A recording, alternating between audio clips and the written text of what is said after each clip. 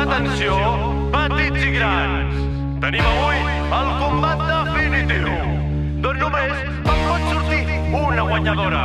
La llitera de baix contra la llitera de dalt.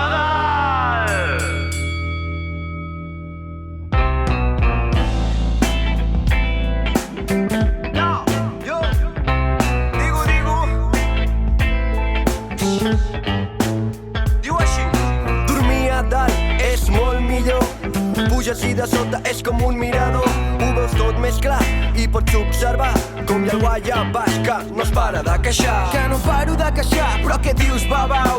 No saps que dormir a baix per mi és la clau. Puc anar ràpid al lavabo si de sobte tinc pipí, pots de baixa per l'escala, no pateixis per mi. No pateixo per tu, jo que estic molt bé.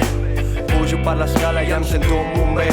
A mi m'agrada l'altura, no em donis més la turra, que dormir aquí dalt és com una aventura. El que és una aventura és quan et fas al llit, és molt més complicat, ja t'ho dic, amic.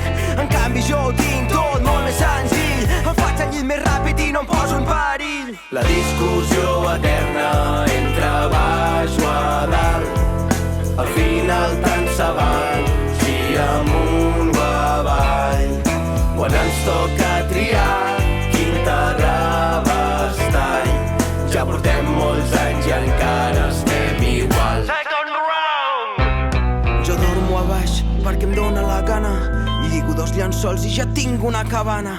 Còmode i suau, com si fos un palau. No podràs entrar ni que ho demanis, sisplau. No em facis riure, un palau. Amb aquests draps això sembla més un cau.